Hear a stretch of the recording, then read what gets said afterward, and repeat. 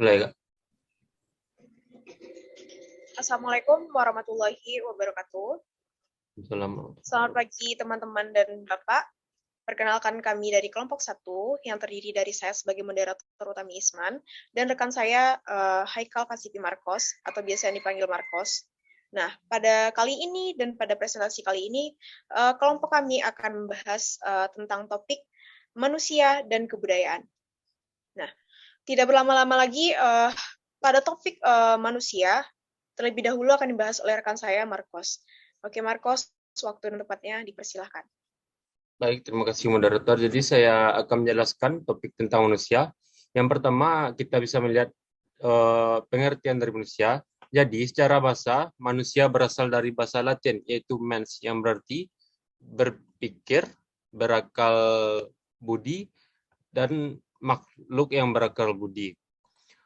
Dan yang selanjutnya adalah hakikat manusia. Yang pertama, hakikat manusia adalah sebagai makhluk yang memiliki tenaga dalam yang dapat menggerakkan hidupnya untuk memenuhi kebutuhan-kebutuhannya. Dan manusia adalah individu yang memiliki sifat rasional yang bertanggung jawab atas tingkah laku intelektual dan sosial. Selanjutnya adalah manusia mampu mengarahkan dirinya ke tujuan yang positif, mampu mengatur dan mengontrol dirinya, dan mampu menentukan nasibnya. Manusia juga makhluk yang dalam proses menjadi berkembang dan akan terus berkembang. Yang kelima adalah manusia adalah sebagai individu yang dalam hidupnya selalu melibatkan dirinya dalam usaha untuk mewujudkan dirinya sendiri. Dan yang terakhir, manusia adalah makhluk Tuhan yang berarti ia adalah makhluk yang mengandung kemungkinan baik dan jahat. Yang ketiga adalah manusia sebagai makhluk budaya. Manusia sebagai makhluk budaya yang paling sempurna, bila dibandingkan dengan makhluk lainnya, tentu mempunyai kewajiban dan tanggung jawab yang utama untuk mengelola bumi dengan baik. Oleh karena itu, untuk menjadi manusia yang berbudaya, kita harus memiliki ilmu pengetahuan, teknologi, budaya, dan industrialisasi serta akhlak yang tinggi atau tata nilai budaya sebagai suatu tujuan dan kesinambungan yang saling bersinergi. Oke, saya kembalikan ke moderator. Baik, terima kasih Marcos. Untuk topik selanjutnya, kebudayaan, bakal saya presentasikan di sini. Nah, pada slide ini kita bisa lihat pengertian dari kebudayaan. Oke. Kebudayaan berasal dari kata budaya, sedangkan budaya itu berbentuk jamak dari kata budidaya yang berarti cinta, karsa, dan rasa. Kata budaya sebenarnya berasal dari bahasa Sanskerta, yaitu budaya. Nah, di sini juga bentuknya jamak, yaitu budi, yang berarti budi atau akal. Dalam bahasa Inggris, biasa disebut culture, sedangkan dalam bahasa Belanda itu culture. Dan dalam bahasa Latin berasal dari kata cholera. Oke. Selanjutnya, ada pengertian budaya atau kebudayaan dari beberapa para ahli. Nah, di sini kita bisa melihat ada 4 pendapat para ahli tentang pengertian kebudayaan. Yang pertama ada E.B. Tiller. Nah, di sini ia berpendapat bahwa budaya adalah suatu keseluruhan kompleks yang meliputi pengetahuan, kepercayaan, kesenian, moral, keilmuan, hukum, adat istiadat, dan kemampuan serta kebiasaan yang didapat oleh manusia sebagai anggota masyarakat. Kemudian ada Erlinton. Nah, di sini ia juga berpendapat bahwa kebudayaan ini dipandang sebagai konfigurasi tingkah laku yang dipelajari dari hasil tingkah laku di mana unsur pembentuknya ini didukung dan ditentukan oleh masyarakatnya sendiri. Dan pendapat selanjutnya ada Kojaraningrat. Nah, ia mengartikan kebudayaan ini keseluruhan sistem gagasan milik diri manusia dengan cara belajar. Dan yang terakhir, para ahli kita berpendapat Selo Sumarjan dan Sulaman Sumardi, ia mengatakan bahwa kebudayaan adalah semua hasil karya, rasa, dan cipta masyarakat. Nah, setelah beranjak dari pendapat para ahli, kita lanjut kepada perwujudan kebudayaan. Di sini kita bisa melihat ada 3 wujud Dan ini merupakan hasil dari pendapat ahli kita yaitu Kojaraningrat. Ia mengemukakan bahwa kebudayaan itu bisa dibagi dari tiga golongan wujud. Yang pertama ada wujud sebagai suatu kompleks dari ide-ide gagasan, nilai-nilai, norma-norma, dan peraturan.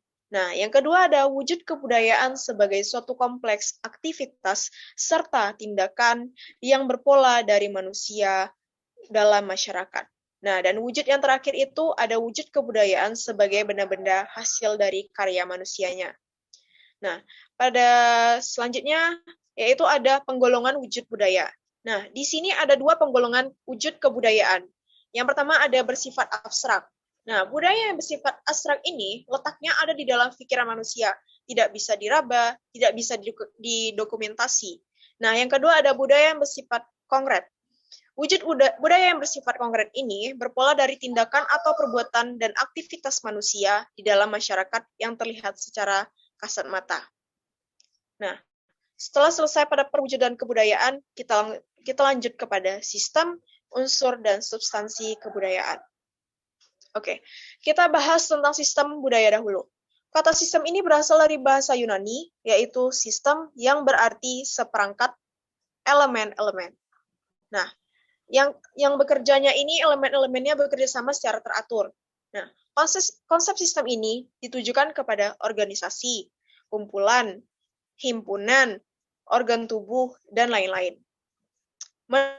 Menurut salah satu para ahli kita yaitu Emil Durkheim, masyarakat itu merupakan suatu sistem, yaitu sistem sosial budaya. Karena apa? Karena di dalam masyarakat itu terdiri dari individu-individu yang melakukan suatu kebiasaan, kegiatan, tata cara sehingga terbentuknya satu kesatuan. Nah, dengan itu sistem sosial budaya ini adalah unsur-unsur sosial budaya yang saling berkaitan dengan yang lain, sehingga ia menjadi teratur dan terciptanya kelakuan yang serasi bagi masyarakatnya. Nah, sistem budaya ini merupakan komponen dari kebudayaan yang bersifat abstrak dan terdiri dari pikiran-pikiran, gagasan, konsep, serta keyakinan.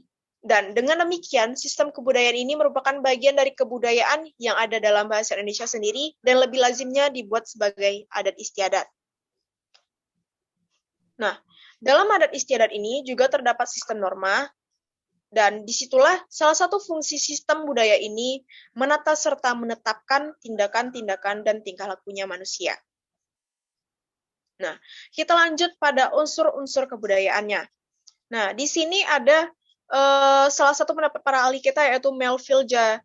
Hurwitz. Nah, sebelumnya ia berpendapat bahwa perbedaan wujud kebudayaan ini merupakan satu budaya dengan budaya lainnya. Sebabnya apa? Karena dalam masyarakat ini terdiri dari berbagai unsur, baik yang besar maupun yang kecil, yang membentuk satu kesatuan. Nah, di sini ada beberapa bentuk satu kesatuan. Yang pertama ada alat-alat teknologi, sistem ekonomi, keluarga, dan kekuasaan politik. Nah, menurut pendapat para ahli lagi, Bronislaw Malewski, ia juga berpendapat bahwa sistem-sistem atau norma-norma yang memungkinkan kerjasama antar anggota masyarakat menguasai alam sekelilingnya, kemudian organisasi masyarakat, kemudian alat-alat dan lembaga-lembaga atau petugas-petugas pendidikan, dan yang terakhir, organisasi kekuatan. Nah, menurut para ahli kita yang terakhir ada C. Calcon. Ia juga di sini ada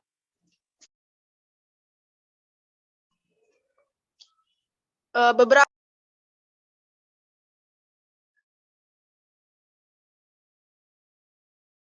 organisasi bahasa dan kesenian.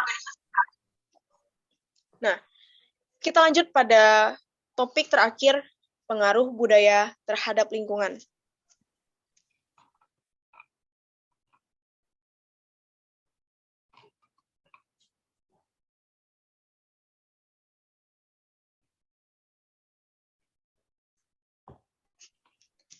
Oke. Pada pengaruh budaya terhadap lingkungan ini dikembangkan oleh manusia dan akan berimplikasi pada lingkungan tempat kebudayaan itu berkembang. Suatu kebudayaan memancarkan satu ciri khas masyarakat yang tampak dari luar. Nah, artinya apa?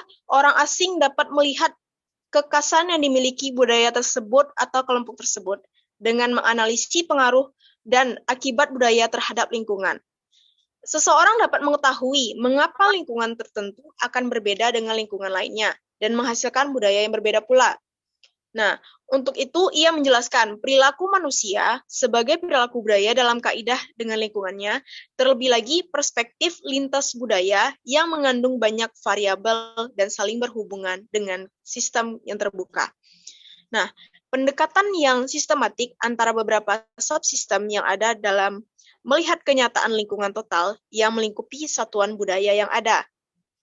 Dengan demikian, bisa kita katakan bahwa kebudayaan yang berlaku dan dikembangkan dalam lingkungan tertentu berimplikasi terhadap pola tata laku, norma, nilai, dan aspek lainnya yang akan menjadi ciri khas suatu masyarakat dan masyarakat lainnya. Oke, sekian topik kita pada kali ini yang membahas tentang manusia dan kebudayaan. Semoga menambah pengetahuan teman-teman